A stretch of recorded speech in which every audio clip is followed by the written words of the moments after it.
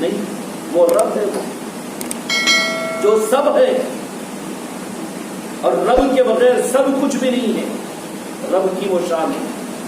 اس رب کو اس بندے کے لیے کیا یہ رخ ہے؟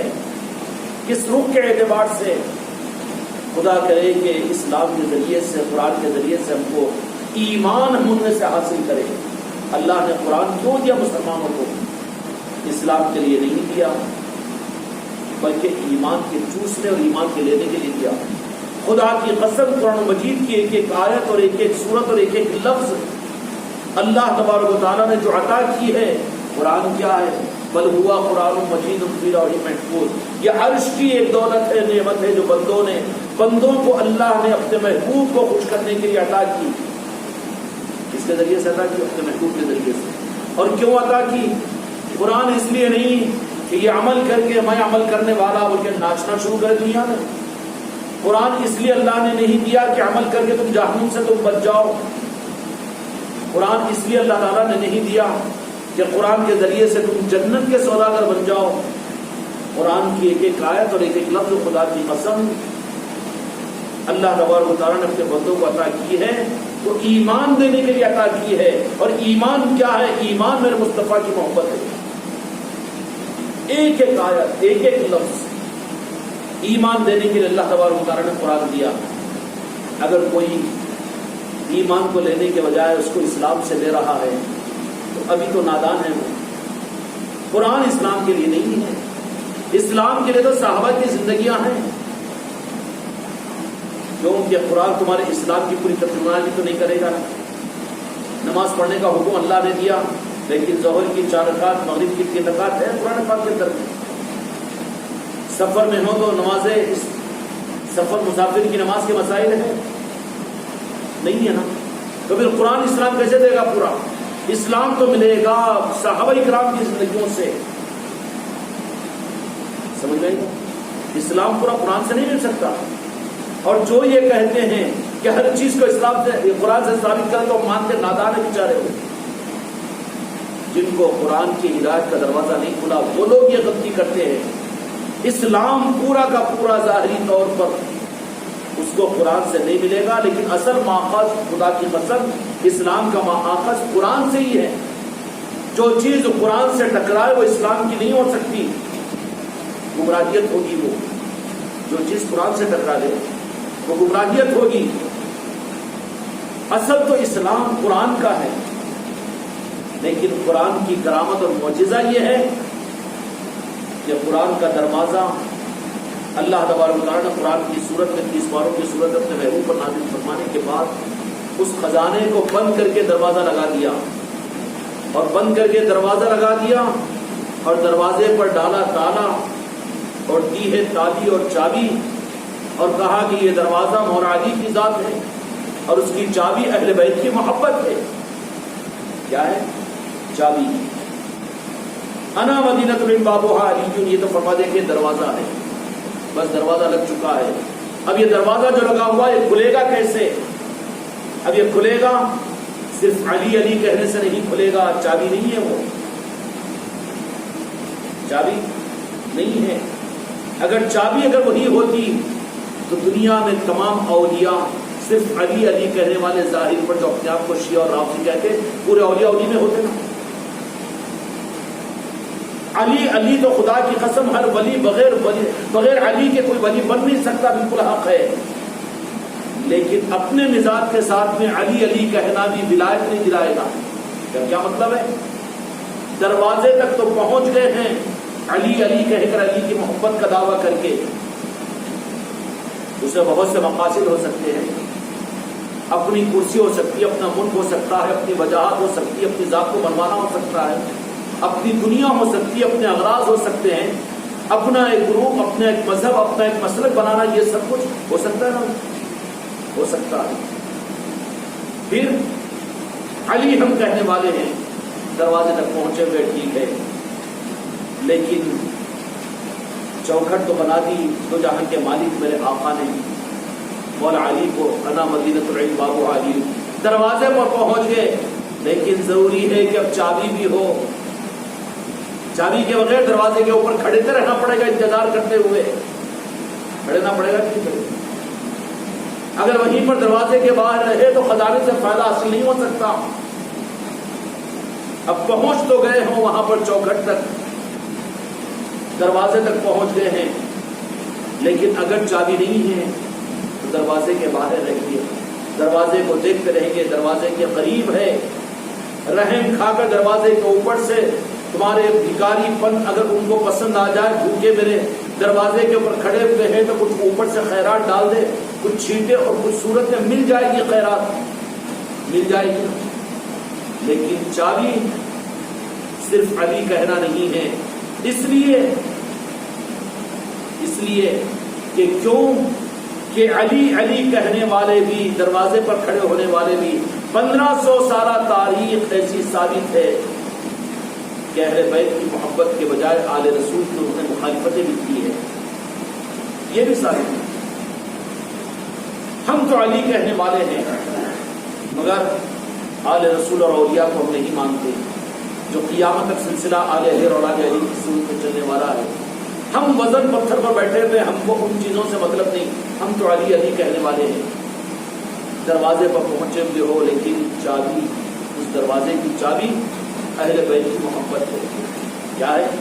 اہل بیت کی محبت ہے, آل رسول کی محبت. اہل بیت اور آل رسول کی محبت مولا علی کے اس باب علی کی چابی ہے, اور یہ چابی دروازہ تو وہی ہوگا خدا کی قسم, مولا کی ذات, لیکن اس کی چابی دروازہ لگا دیا گیا اور چابی کو چھپا دیا جائے, یہ نہیں ہوگا, بلکہ چابی کو تو ظاہر کر دیا جائے گا.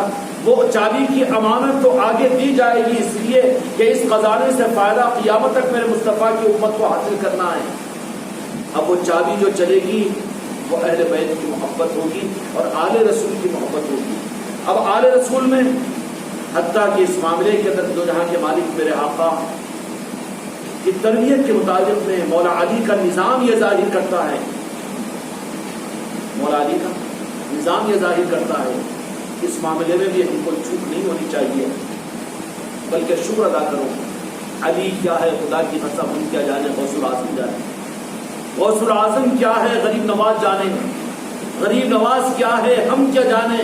ان کے سچے جو ان کے آل ہے ان کے ہیں وہ جانے.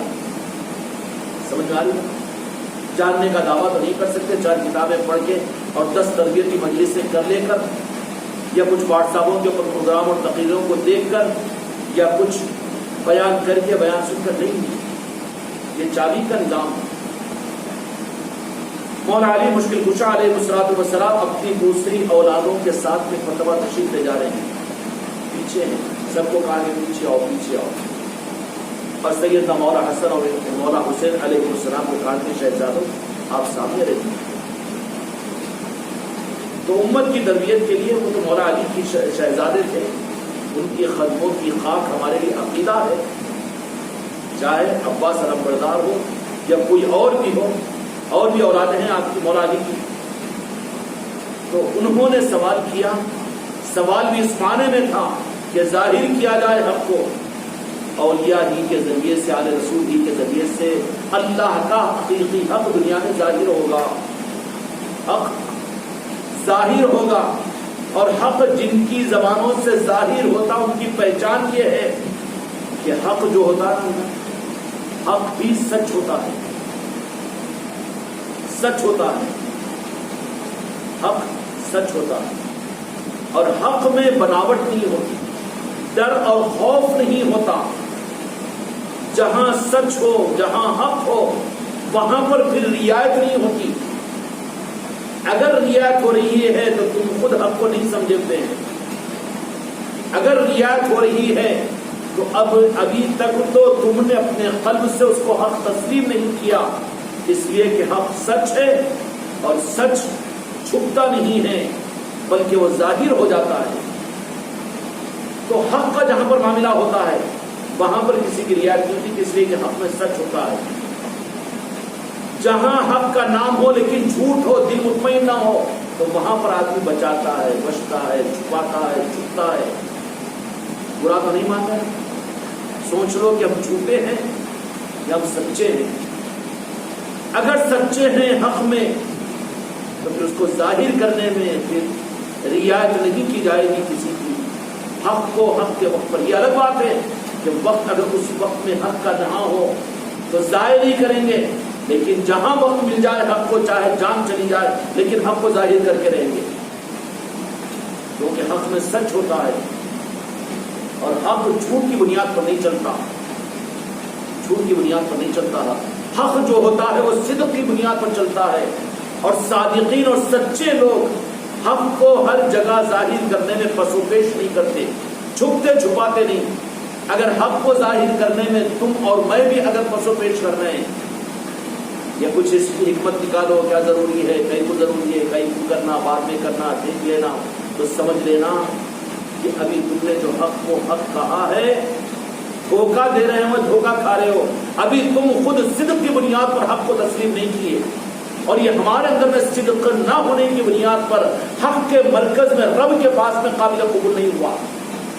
پیر کے پاس میں ہوں گے قابل قبول، مریدوں کے پاس میں ہوں گے تم بڑے پیر، خلیفاؤں کے پاس میں ہوگی تمہاری عظمت، مریدان پر ہوگا تمہارا ڈھونس ہوگا، لیکن حق کی بارگاہ جو رب کی ہے وہاں کی قبولیت نہیں ہے.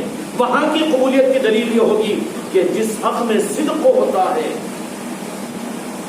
اس حق کو اللہ تبارک و تعالیٰ کانفیڈنس دے دیتا ہے، وہ للکار لیتا ہے، اور اللہ کو اتنا پسند آتا ہے. میرے بچوں آگے کی بات کہوں کہ نہ کہوں، یا غریب نواز نبھا لیجیے میرے بچوں کو. اللہ تبارک و تعالیٰ اتنا نبھا لیتا ہے ان کو، جو اللہ آ کے حق کو دنیا میں ظاہر نہیں کرتا، خدا کا قانون نہیں ہے، بلکہ اللہ کے حق کو ظاہر کرنے والے وہ اللہ کے بندے ہوتے ہیں کہ جن کو دیکھ کر میں یاد آ جاؤں وہی میرا دوست ہے نا حدیث بات. یہ کیا مطلب ہے کہ اللہ بھی اس معنی میں اچھا نوز باللہ اللہ محتاج ہے. ایک ہی لمحے میں خدا کی قسم تمہارے میرے یہاں سے اٹھنے سے پہلے پوری دنیا مومن بن سکتی ہے. سکتی ہے کہ نہیں سکتی؟ اچھا وہ تو رب کا معاملہ ہے. ایک ہی لمحے میں ساروں کو دل کو نہیں پڑھا سکتے. ارے اسلام کی کیا بات کر رہے ہیں، بلکہ پوری دنیا کا ہر انسان کامل ولی ایک ہی لمحے میں اگر رب چاہے تو بن سکتا ہے. بن سکتا کہ نہیں؟ کوئی بات نہیں، وہ تو رب کی بات ہے. اچھا پھر مالک کے کائنات میرے مصطفیٰ اگر وہ چاہے تو وَلَسَوْفَ يُؤْتِيكَ فَتَرْضَىٰ، رب العالمین نے فرما دیا کہ میرے محبوب تم جو چاہو گے میں وہ کروں گا، میں تم کو راضی کرتا رہوں گا. تو وہ تو رب کی بات تھی. لیکن میرے مصطفیٰ اگر اس وقت میں چاہ لے کہ یا اللہ تجھے میں تیرا محبوب ہوں، اب تو روئے زمین کے اوپر ایک ایک انسان کو ایمان والا بنا دے، ایمان دے دے، تو کیا خدا نہیں دے گا؟ دے گا کہ نہیں دے گا؟ دے گا کہ نہیں دے گا؟ لیکن میرے مصطفیٰ وہ مصطفیٰ کیا ہے رب جانے، رب کیا ہے مصطفیٰ جانے. کروانے کے لیے نہیں، بلکہ کروانا یہ کمال نہیں ہے، ماننا یہ کمال ہے. تیری مرضی ہماری مرضی. سمجھ میں آئی ہو خانقاہ کی راہ میں چلنے والے میرے بچوں، ان حقیقتوں کو سمجھو تو پھر راہ طریقت کی کچھ خیرات تم کو مجھے ملے گی غریب نواز کی چوکھٹ سے. کیا ہے؟ منوانا کمال نہیں ہے، ماننا کمال ہے. اگر وہ صدق کے ساتھ میں حق کو قبول کر لیا تو اس کا اثر یہ رہے گا کہ اللہ تبارک و تعالیٰ پھر اس کو حق کا سپاہی دنیا میں بنا دیں گے. اپنے پاس میں نہیں رکھ لیں گے کہ تو میرا بن گیا ہے میرے پاس میں آ جا، بلکہ ان کو اللہ تبارک و تعالیٰ ان کے دیکھنے سے، ان کے چلنے سے، ان کے کروٹ کے لینے سے، ان کے اٹھنے بیٹھنے سے، ان کے بستیوں میں جانے سے، ان کے قبرستانوں میں گزرنے سے، ان کے ہواؤں میں اڑنے سے، ان کی بات چیت کے کرنے سے خدا کی قسم حق ظاہر ہوتا رہے گا. وہ خاموش شاہ خاموش کی طرح سے بیٹھ کر بھی بولنے والوں سے زیادہ حق دنیا کو دیں گے. وہ ظاہری حیات میں جن کو 90 لاکھ انسانوں کو جنہوں نے ظاہر میں کلمہ پڑھایا تھا، خدا کی قسم کیا گنتی لگائے اربوں اور کروڑوں کو کیلکولیٹر کیلکولیٹ نہیں کر سکتا. جو غریب نواز دنیا سے پردہ فرمانے کے بعد میں انسانیت کو حق دے رہے ہیں، دے رہے کہ نہیں دے رہے؟ بلا واسطے کے دے رہے ہیں، جا کر دے رہے ہیں، دکھ کر دے رہے ہیں. واسطہ بلا واسطہ اختیار ہے، وہ مالک ہے۔ میرے مصطفیٰ بھی ان کو نہیں روکتے، جو تمہارا ہے، جن سے تم محبت کرتے ہیں، بات بھی کیجئے، ملاقات بھی کیجئے، جائیے۔ کیوں کہ ہم نے آپ کو تو مالک بنا دیا۔ مالک بنانے کے بعد پابندیاں رہتی ہیں، حق ملکیت مل گیا تو پابندیاں ختم نہ ہو، نکاح ہونے کے بعد پردہ ختم نہ، تو حق پھر سچ کی بنیاد پر ہوگا تو ہر جگہ وہ ظاہر ہوگا۔ جیسے خلیفہ کو بولتا ہے، خلیفہ مریدوں کو بولتا ہے، اور مرید مریدوں کو بولتا ہے، ویسے ہی وہ اپنے بیوی کو بھی بولے گا، اپنے بچوں کو بھی بولے گا، اپنے نوکروں کو بھی بولے گا، اپنوں میں بھی بولے گا، پراؤں میں بولے گا۔ بولے گا کہ نہیں بولے گا؟ جو بول نہیں سک رہا ہے، میرے بچوں برا نہ مانو، لیکن ہمارا حق صدق کے ساتھ میں نہیں ہے۔ اگر صدق کے ساتھ میں حق ہوتا، خدا کی قسم، تو حق کی بارگاہ میں وہ قبول ہوتا، اور وہ رب العالمین ضائع نہیں کرتا، بلکہ تم کو حق کا سپاہی بنا دیتا، اور حق کا سپاہی تم بن چکے ہو، تو پھر صدق کی بنیاد پر جو حق ہوتا ہے، سمجھ میں آ رہا ہے بچے؟ تو پھر وہ جھوٹ نہیں ہے، ملاوٹ نہیں ہے، تو ڈر بھی نہیں رہے گا، خوف بھی نہیں رہے گا، انجام کو بھی وہ نہیں سوچے گا، بلکہ کیا کرے گا؟ وہ جہاں موقع ملے گا وہ حق کو ظاہر کرے گا۔ نہیں، لیکن حق راست اللہ تبارک و تعالیٰ جب جس کو حق کے لیے قبول کرتا ہے، اس کے اشاروں سے، اس کے چلنے سے، اس کے جسم کو لگ کر جو ہوا جائے گی، اس سے حق دنیا میں ظاہر ہوگا۔ وہ رہے بھی تو حق ظاہر ہوگا، وہ زمین کے نیچے چلے جائے بھی تو خدا کی قسم حق وہاں سے ظاہر ہوگا، کیونکہ وہ حق کنیکٹڈ ہو چکا ہے۔ کیا ہو چکا ہے؟ کنیکٹڈ ہو چکا ہے۔ سلطان ہند سب سے بڑی مثال ہے ہندوستان کے اندر میں، کہ اپنی حیات ظاہر میں ایک سفر میں 90 لاکھ، بہت لائٹ بات ہے نا، بہت لائٹ بات ہے۔ اب کوئی آنکڑا اور کوئی تعداد کمپیوٹر میں قائم نہیں کر سکتی کہ 800 سال کے اندر میں کتنے حق غریب نواز کی چوکھٹ سے آپ نے نوازا، اور آج بھی کہیں پر حق کی اگر رمق ہے خدا کی قسم، تو میرے خواجہ جی کے نالین کا اور آپ کے قدموں کا صدقہ، اس لیے کہ حق کو دے کر میرے مصطفیٰ کے ذریعے سے رب العالمین نے سلطان ہند کو اس ملک میں بھیجا تھا۔ حق کا مرکز خدا کی قسم خواجہ جی کی ذات اور اجمیر ہے۔ سمجھ میں آئی بات؟ اس لیے کہنے والے عاشق کہتے ہیں کہ وہی ہمارے لیے اجمیر کی چوکھٹ ہے۔ یقیناً اجمیر مدینے کی چوکھٹ ہے اور حق ہے بالکل۔ سمجھ میں آئی بات؟ اس لیے میرے بچوں، سب کی جھمیلوں میں کہاں پڑ رہے ہو؟ سب کو سدھارنا تمہارے میرے ذمے ہے۔ اللہ نے یا تو جہاں کے مالک نے یا مولا علی نے اور خواجہ نے نہیں کیا، لیکن اپنے کو سنبھالنے کے لیے تو ہم کو سلسلوں میں جوڑا ہے۔ اپنے کو سنبھالنے کا کیا مطلب ہے؟ سوچو رات کی تنہائی میں اپنے بستر پر لیٹنے کے بعد، کیا ہم نے حق کو صرف کی بنیاد پر قبول کیا؟ اور یہ نہیں ہو سکتا کہ کوئی حق کو صدق کی بنیاد پر قبول کرے اور رب اس کو اپنے حق کا سپاہی نہ بنائے۔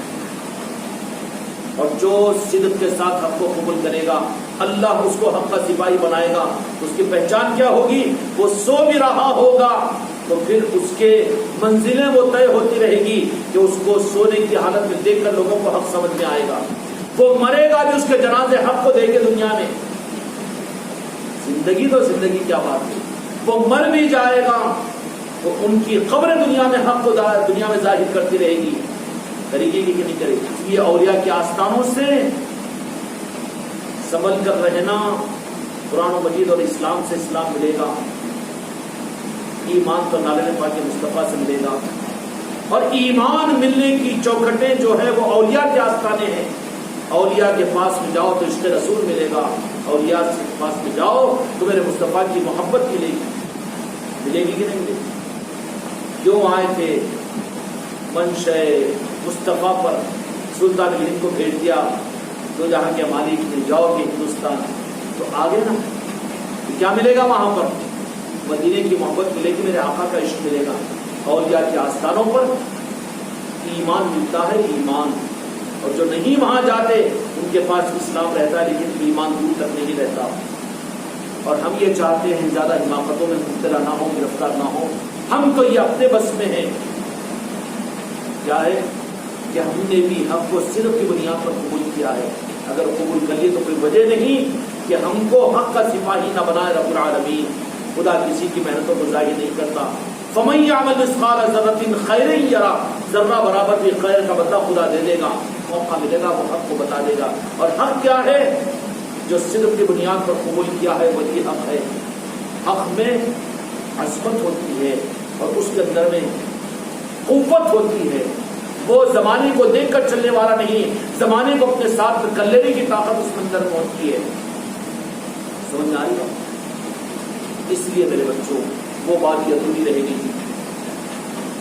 کہ تو جہاں کے مالک میرے آقا نے مولا علی کے بارے میں فرمایا کہ آپ میں شہر ہوں تو دروازہ علی ہے, لیکن اس کے بعد اس دروازے کو بھی مولا علی کے نظام کو بھی تالا ڈالا کیونکہ خطرات آگے تھے. علی علی کہہ کر بھی آل رسول کے بے ادبی تو خدا کی قسم میرے مولا میرے مولا میرے مولا مولا علی کب برداشت کرتے ہیں؟ اپنی حیات ظاہرہ کے دم مولا علی اپنے دوسرے بچے کے پیچھے امام حسن و حسین تھے تو کہا کہ نہیں آئے شہزادے, تو کہا کہ ہم ہیں نا, نہیں شہزادے میرے مصطفیٰ کے شہزادے. مولا علی نے جب میرے آقا نے فرما دیا کہ میری آل ان سے چلے گی تو کبھی اپنے بیٹے نہیں کہا اور وہ اس نظر سے دیکھا بھی نہیں. آج باپ اور بیٹا دونوں مرید بنے تو میرا بیٹا ہے مرید بعد میں ہوں گا نا, میرا بیٹا ہے بولتا ہوں, بیٹا نہیں بولنا اس کو, بلکہ تیری حفاظت کا راستہ. ایسے ہی خلیفہ ہے مرید کو مرید کی نظر سے اس معنی میں دیکھنا اپنے کو بچانے کے لیے کہ وہ میرے پیر کا بھی مرید ہے, میرا پیر بھائی ہے. مولا علی نے کہا کہ شہزادے کہاں ہیں؟ تو وہ جو دوسرے آپ کی اولادیں تھیں وہ بھی آگے علی ہے, عصمتیں ہیں لاکھوں سلام, ان کے خطوں کی خیرات پر ہماری نسلیں قربان ہیں. لیکن جو عصمت آل رسول کو ہے مولا علی نے کیا بتا دیا؟ کیوں کہ دروازہ میں ہوں کہ تالے کی چابی قیامت تک جو رہے گی وہ آل رسول پہ رہے گی. تو شہزادے کہاں ہیں؟ تو کہا کہ ہم لوگ ہیں. نہیں, شہزادوں سے مطلب حسن و حسین, مولا حسن و مولا حسین سامنے کیا گیا. مولا علی نے مولا حسن و مولا حسین کو سامنے کیا, خود بھی پیچھے ہو گئے اور پیچھے آپ کے بچے. سوال کیا تو کہا کہ نہیں, ان کا وہی مقام ہے میرے لیے. کن کو بتایا؟ کن کو بتایا؟ مولا حسن مولا حسین. اور کیا بتایا؟ کہ سامنے کیا. کیا مطلب تھا؟ کہ ان کی حال سے قیامت تک میرے مصطفیٰ کی امت کے لیے چابیاں چلنے والی تھے. وہ مولا حسن اور مولا حسین نہیں تھے, ان کی آل میں غوث و خواجہ تھے, ان کی آل میں دنیا کے تمام اولیاء تھے, ان کی آل میں شہزادے تھے پورے کے پورے قیامت تک چلنے والے چلانے والے. جو ان سے جڑے گا وہی مولا علی تک پہنچے گا, اور جو مولا علی تک پہنچے گا وہی مدینۃ العلم میں داخل ہوگا, شہر مدینہ میں. یہ رخ تھا. تو مولا علی کا چوکھٹ بنا دیے بن گئے بے شک خدا کی قسم میرے مصطفیٰ. لیکن اس کے ساتھ میں چابیاں کون ہیں؟ آل رسول ہے, امام حسن و امام حسین, سید سجاد اور اس کا امام جعفر صادق اور امام باقر علیہ السلام. یہ سارے. اب اس کے بعد میں پھر ہوتے پیران پیر غوث الاعظم غریب نواز, پھر ہوتے اولیاء. یہ کون ہیں؟ یہ چابیاں ہیں. اور میرے آقا نے اور مولا علی نے ہمیشہ اپنے اہل بیت اور اپنے آل کے اوپر جو آل کا ہے وہ ہمارا ہے, جو ہماری آل کا نہیں وہ ہمارا نہیں. وہ آگے نہیں ہوا. یہی نظام.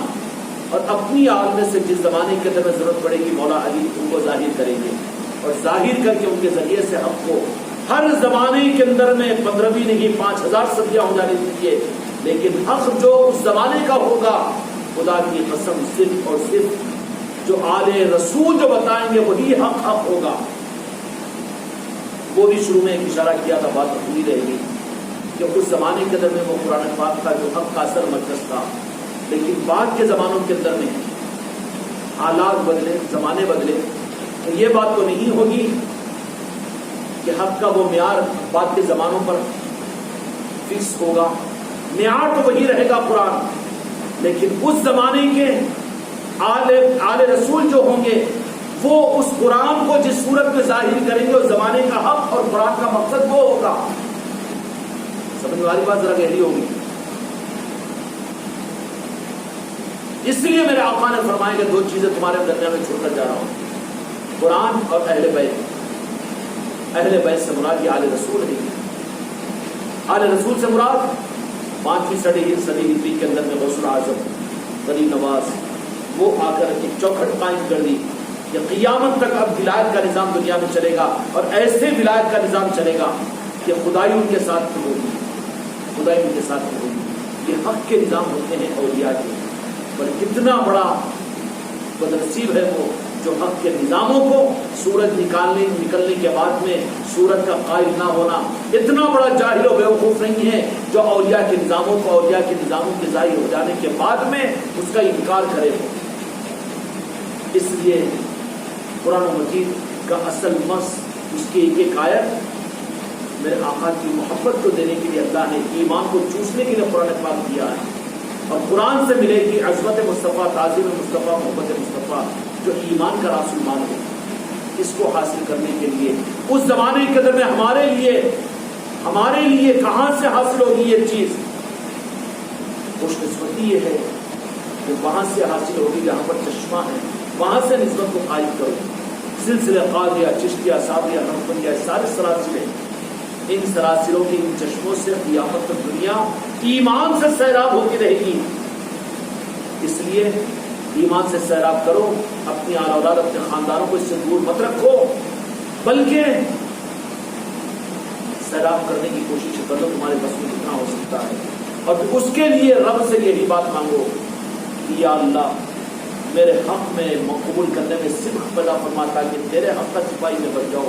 جو سپاہی بن جاتا ہے اس کو بولنا، تیار کرنا اور تیار میک اپ کر کے صافہ بن کے کرسی پہ لا کر بٹھانا نہیں پڑتا، وہ تو میتھروں میں رہے گا تو حق کو دنیا میں ظاہر کرے گا، وہ دیر چورے اور چماروں میں بھی رہے گا تو حق کو ظاہر کرے، وہ نہیں دیکھے گا کہ خانقاہ والے ہیں کہ سنی ہے، وہ نہیں دیکھے گا، اس لیے کہ وہاں کا حق اس کو ملا ہے، اور وہاں پر جب حق وہاں سے ملا ہے تو اس وقت کے اوپر کیا حق ان سے ظاہر ہونا، اس کو القاء کیا جائے گا، اس کو الہام کیا جائے گا۔ یہ القاء الہام پیر کچھ ہوتا ہے، حق کے سپاہی کو ہوتا ہے۔ اس وقت میں حق کیا ہے؟ اللہ کی طرف سے چونکہ حق کا وہ سپاہی بنایا گیا ہے، اس کو پھر اس وقت کے اوپر وہ حق ظاہر ہوگا کہ قرآن کا یہ مطلب ہے، حدیث کا یہ مطلب ہے، وہ حق کو دنیا میں ظاہر کرنے والا بنے گا۔ اللہ تعالیٰ ہم سب کو بھی ہمارے حق کے معاملے میں صدق کی کمی کو معاف فرما دے، اور معاف فرما کر صدق کے ساتھ میں حق کو ہمیں قبول کرنے کی توفیق عطا فرمائے، اور صدق کے ساتھ میں حق کو ہمارے خون کی رگوں میں اور روکھتے میں حق کے اثر کو ظاہر فرمائے، ہمارا جینا مرنا حق کے لیے بنا دے، اور یہ حق کی خوشبو سے ہماری زندگیوں کو، ہمارے جسموں کو، ہمارے وجود کو منور فرما دے اور معطر فرما دے، تاکہ حق اللہ تعالیٰ ہمارے ذریعے سے دنیا میں ظاہر کرے۔ بحق لا الہ الا اللہ۔